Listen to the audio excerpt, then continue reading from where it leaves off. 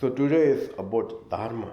Then Dharma is the really antidote of the negative emotions.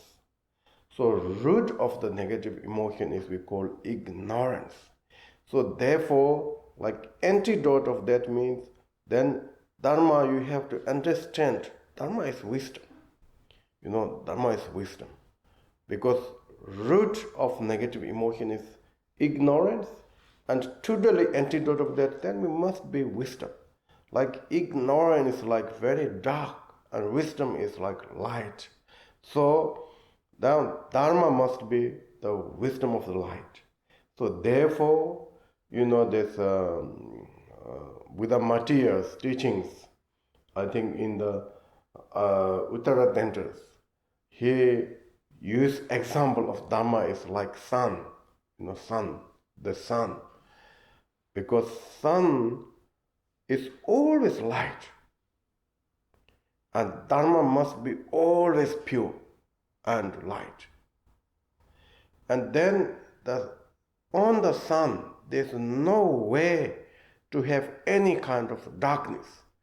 Likewise, in Dharma, there shouldn't be any of the darkness of the negative emotions. And then sun always remove of all this darkness or antidote of the darkness. Sun can remove darkness. Likewise, Dharma can be removed of the darkness of the negative emotion. So therefore, Dharma must be light, Dharma must be antidote of the negative emotion, Dharma must be pure. So here today, now we talk about the spring dharmas. And then if you talk about the Buddha's doctrine, we call also Dharma, Buddha's doctrine we call Dharma. That means like more somebody taught. The genuine Dharma is their own wisdom, which that if we don't gain of the wisdom within our mind, then there's no way to, avoid of the negative emotions. So, for instance, of these books, the books of the Buddha's teaching is actually kind of one picture of the Buddha's genuine wisdom of Dharma. The really Dharma is Buddha's, like, for instance, Buddha's wisdom, right? And then your own wisdom. But then also we call the books, also we call Dharma. When you take refuge to the Dharma, and then we have few trainings there. We cannot disrespect to the books, and we have to, show respect the Dharma books, holy books as a genuine Dharma. Like that's why we keep all these books are very highly, because actually from the book, and we gain a lot of wisdom. Today we can't hear Buddha's sounds, and we can't feel Buddha's really genuine Dharma, but we have such books, and when you read, open your heart, rest your compassion, rest your wisdom. So therefore, these things we call scriptural dharmas. I think scriptural dharma, right? Scriptural dharma.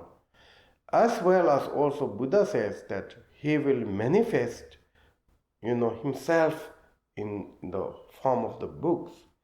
Actually, even Buddha comes here. I think no more we can hear than these books, what they tell. So therefore, it is Buddha, not necessarily manifested, but it is Buddha. So this we call scriptural Buddhas, dharmas. Then through this, when you read, when you learn, if Dharma goes as a Dharma, if you learning things goes like really according to the Dharma, then our mind become melt, more peace, more cleaning, more calm, more like, how you could say, bright, open, etc., kind, love, or these things will happen. So every moment of that happening within our mind, that is also your own genuine Dharma. But this Dharma we call realization of the Dharma. Okay, realization of Dharma. Because that is happening within their own minds, rising on minds through the scripture of Dharma. So therefore, generally, Buddha's doctrine, you could say two things. One is called like scripture or pitakas, and other is realizations. So, in ancient time, actually, the realization Dharma is more popular than scriptural Dharmas. The books are not much existing in ancient times. For instance, in my young age times, if you really want to have the Buddha's these teachings, they call kanjur, you have to wait many, many years to find one sect of the kanjurs. And only big monasteries can have. As you can maybe counting how many, kanjurs are existing all in Tibet. So likewise in India, the scripture Dharma is far less than realization of Dharmas. But there we talk about, thousands of ahats. When you read our Buddha Shakyamuni, this daily practice, they're talking about some of these ahats aspirations. The 1,000 ahats somewhere, the 1,000 ahats somewhere there, there's like 16 ahats, they have written with many thousands of ahats. Ahat means who have fully abandoned of the negative emotion. So realization Dharma is far more popular than scriptures. However, today is scripture Dharma is everywhere. I think now like you can put everything is in small thumb depth and you can carry wherever you go. But realization Dharma is very much weak. So there's two ways you can say the Dharma, realization Dharma and scripture Dharma. So main things we have to, emphasize today is that realization Dharma, we need it. Realization Dharma within ourselves. One person totally be free from negative emotion, I think he can lead of the universe right directions, And one angry person become president or whatsoever, and the country is lead wrong directions. And that is the one thing. Then other hands, what we need understood of the Dharma generally, is that Dharma, as I mentioned, is that genuine Dharma is wisdom and compassion, etc. And here you need to understood also part of the Dharma and then fruition of the Dharma. Or you can say cessation of the Dharma and path of the Dharma. Because on the path we have wisdom, but that wisdom is not completely, how you could say, accomplished, yet still we have on the path there is wisdom.